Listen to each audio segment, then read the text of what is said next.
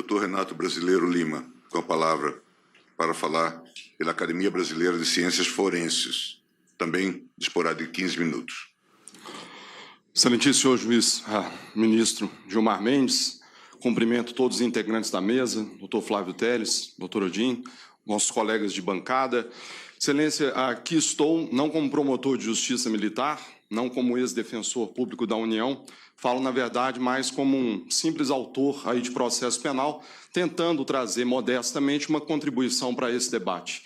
Excelências, toda mudança, o ser humano ele é muito resistente a toda e qualquer mudança, sobretudo no processo penal. O processo penal representa o último limite que temos contra aí, a pretensão punitiva do Estado. E daí esse ceticismo quanto às novidades.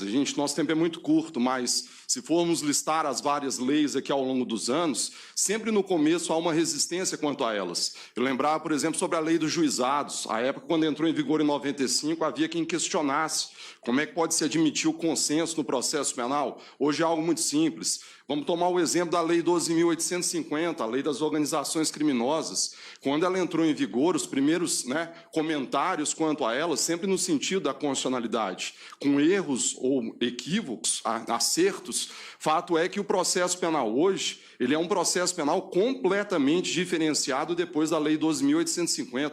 Não há como se imaginar o avanço do processo penal brasileiro sem instrumentos investigatórios, como a colaboração premiada, ação controlada, infiltração policial. E esse ceticismo, senhores, recai hoje sobre a Lei 12.654. Quer dizer, exatamente, hoje pela manhã, ontem não pude participar, mas hoje pela manhã pude acompanhar o altíssimo nível dos debates aqui e o quanto que a contribuição trazida para os peritos é importante para nós, aí, operadores do direito, porque é tudo muito novo, né? O que vai ser feito com isso? Qual que é o acesso? O que é DNA codificante? O que não é DNA codificante? Vamos fazer um clone? Não vamos fazer o clone? São questionamentos que inevitavelmente vão surgir. E o cerne da questão, senhores, Lei 12.654. A lei produz duas alterações, e, se me permite, ministro, vou comentar não apenas quanto à lei de execução penal, mas também quanto à lei 2037, que acho que uma coisa está diretamente ligada à outra. Sem dúvida alguma, a 12.654 ela altera a identificação do perfil, a questão da identificação criminal, e ela passa a prever a possibilidade de coleta do material biológico para fins de identificação do perfil genético. Não adianta negar, e nesse ponto aqui o doutor Grandinetti foi muito feliz em sua peça escrita, na verdade a lei altera a LEP, e ela altera também a 12.037 com um objetivo muito óbvio, não adianta negar, é para fins de utilização de prova. Foram citados aqui pelos colegas da Polícia Federal, do Ministério da Justiça, vários exemplos do perfil genético sendo usado como prova. E talvez seja esse o cerne da constitucionalidade ou não dessa mudança. Será que eu posso usar esse material para fins de prova no processo penal? A questão passa, inevitavelmente, senhores, pela análise do princípio do nemo tenetur se detegere e pela análise da própria Constituição que diz que o civilmente identificado não será submetido à identificação criminal, salvo nas hipóteses previstas em lei. Quanto à questão da identificação do perfil genético, parece não haver nenhuma controvérsia, nada mais é do que uma nova forma de identificação. Como muito bem exposto pelos peritos aqui presentes pela manhã, aquela ideia da imutabilidade, da ideia da perenidade, da ideia da própria classificabilidade, aí muito bem dita pelo doutrinador Mário Sérgio Sobrinho. Quer dizer, eu preciso ter dados que me permitam a identificação mais precisa do indivíduo, sobretudo no processo penal. Num tempo usávamos a identificação fotográfica, péssimo método de identificação, porque eu não tenho como fazer essa classificabilidade. Há muitos anos, identificação datiloscópica, e hoje temos com um grau de avanço tecnológico a identificação do perfil genético. Então, quanto a essa questão, facilmente podemos concluir que a identificação do perfil genético nada mais é do que uma espécie de identificação criminal que se revela com muita precisão. Mas o cerne da questão, e infelizmente nosso tempo é curto, sobretudo o princípio que veda a autoincriminação. Princípio constante da Constituição Federal, Convenção Americana sobre Direitos Humanos, o preso será informado de seus direitos, entre os quais de permanecer em silêncio. Dr. Flávio colocou aqui muito bem pela manhã a preocupação. O indivíduo condenado, ele recebe essa informação, é óbvio que tem que receber. Na verdade, sabemos o famoso aviso de Miranda, quer dizer, no cidadão ele não apenas ele tem o direito de não produzir prova contra si mesmo, mas ele tem o direito de ser advertido quanto a esse direito. Então é importante, e esse julgamento é histórico, exatamente para que essas premissas sejam fixadas. Eu não posso admitir a coleta de um material biológico de maneira clandestina, sem que o indivíduo tenha ciência. E como bem colocou o doutor Grandinetti, eu não posso dizer que o indivíduo está sendo coletado e vou negar que isso vai ser usado como prova. Vai sim ser usado como prova. Sejamos honestos. Essa é a finalidade da coleta. Pode ser usado, como bem disseram os peritos, a questão de pessoas desaparecidas, é verdade, mas o cerne aqui da 12.654 é exatamente a questão da utilização como prova. E aí vem o direito ao silêncio. E aí vem o princípio do nemo tenetur si detegere. Senhores, princípio fundamental do processo penal. O acusado já não mais pode ser tratado como um objeto de investigação. Ele é um sujeito de direitos. Sabemos que, por força desse princípio, e em vários julgados essa corte já afirmou isso, o cidadão está protegido pelo direito ao silêncio, ele não é obrigado a confessar.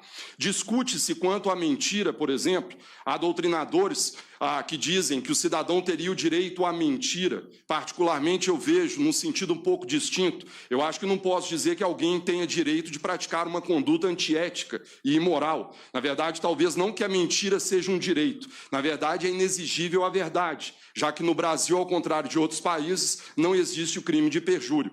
Além disso, e aí vem o cerne da questão, por força do nemo tenetur, a doutrina, Roxin fala sobre isso, caso da Suprema Corte norte-americana também, o cidadão não é obrigado a praticar nenhum comportamento ativo que possa incriminá-lo. E isso é sempre muito bem trabalhado. Suprema Corte norte-americana, caso Schmerber versus Califórnia, o próprio Roxin fala sobre o assunto.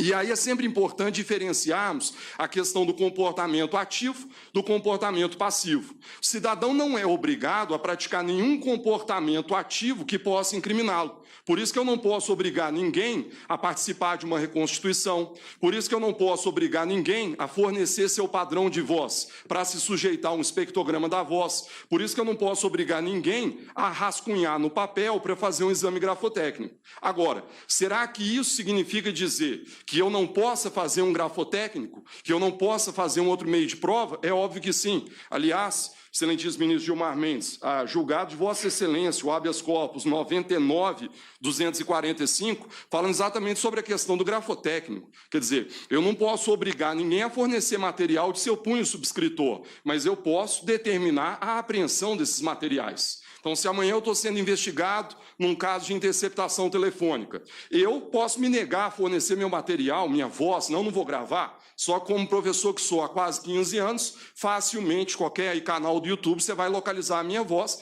pode apreender isso e fazer essa comparação sem problema nenhum. E aí chegamos, senhores, à questão da coleta do material biológico, né? A famosa SUAB. Aliás, a exposição aqui do doutor foi muito feliz, né? Tivemos problemas, aliás, eu até havia preparado os slides, nem vou usar, porque sempre dá problema, então melhor irmos aqui na exposição, mas a questão do grau de invasividade do SUAB. Quer dizer, você pega um cotonete, e eu sempre me perguntava sobre isso, como era feita essa coleta, você pega um cotonete e esfrega no céu da boca do indivíduo. Temos aí claramente, senhores, as chamadas intervenções corporais. A doutrina conceitua essas intervenções como medidas de investigação realizadas sobre o corpo das pessoas, sem a necessidade do consentimento destas, e por meio de coação direta, se for preciso, com a finalidade de descobrir circunstâncias fáticas relevantes para o processo. É exatamente a doutrina de Nicolas Serrano. Então, o questionamento é, eu posso obrigar alguém a se sujeitar a essas intervenções corporais? O cerne da questão é exatamente qual? É se essa intervenção corporal é invasiva ou se ela não é invasiva. Fui convidado pelo Dr. João Costa, meu querido amigo, para essa exposição. pela Academia Brasileira de Ciências Forenses, porque falo sobre isso no meu livro, e, na verdade, digo o seguinte: depende de como esse material biológico é coletado.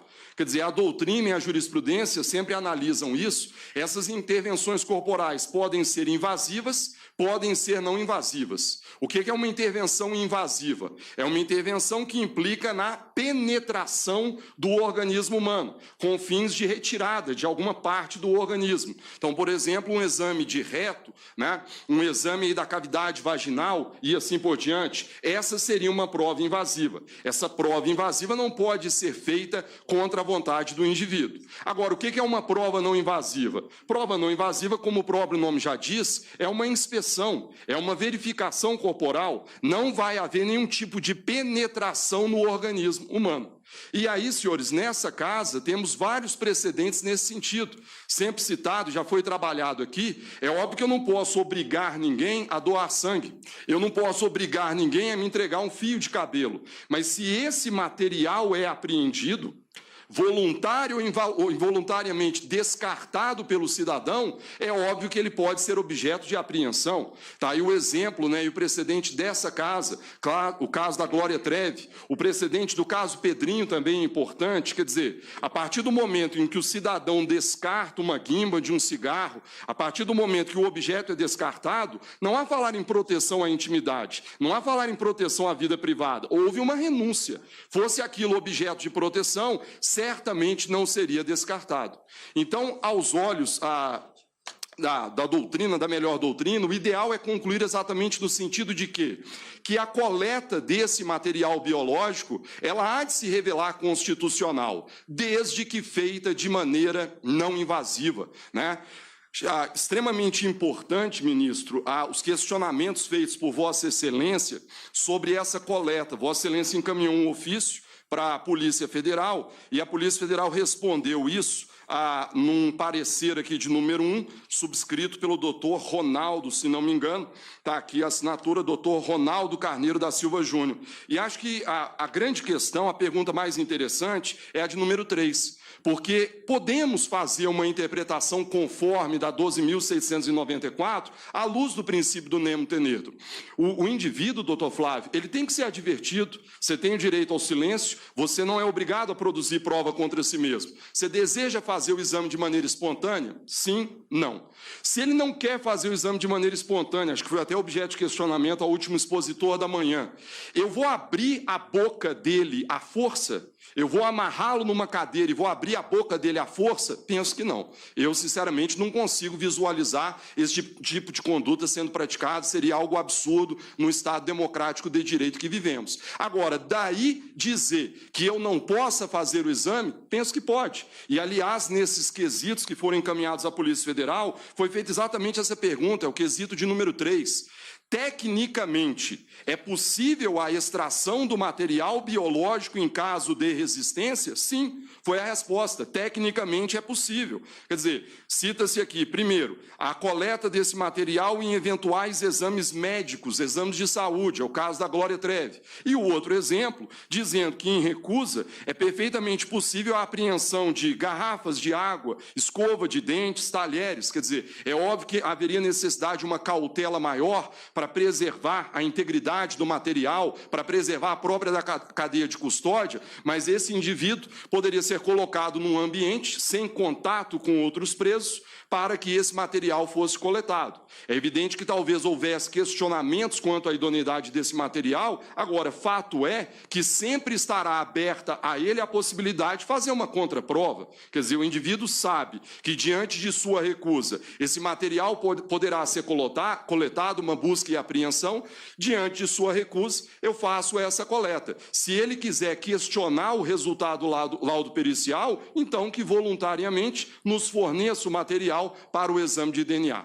Meu tempo, ministro, é muito curto. Sinceramente, eu havia preparado para falar sobre privacidade, para falar sobre proporcionalidade. Agora, fato é que precisamos nos perguntar qual é o processo penal que desejamos. Se é um processo penal, ministro, da década de 40 do nosso Código. Quem faz audiência, doutor Flávio, sabe disso, essas audiências criminais. Quantos estupradores não são condenados com base no reconhecimento?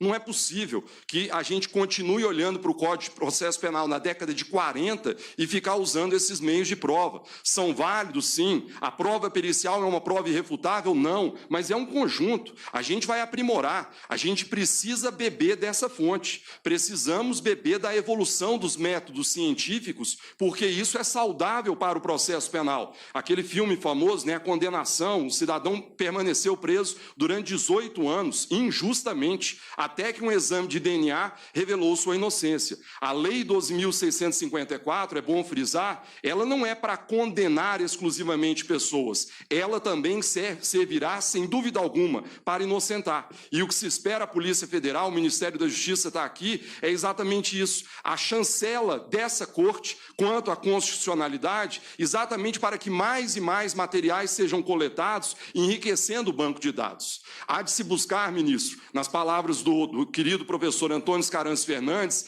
um grau maior de eficiência no processo penal brasileiro. Eficiência, se diga, não como sinônimo de condenações, que às vezes a gente fala em eficiência, parece que queremos mais e mais condenações. Não. O que se busca é uma eficiência, de um lado, para preservar direitos e garantias fundamentais do condenado e do acusado conquistadas ao longo de anos, mas também através de um sistema que permita aos órgãos persecutórios agir para se desincumbir de seu mistério, que é a pretensão punitiva. Eu agradeço a atenção de Vossa Excelência. Obrigado.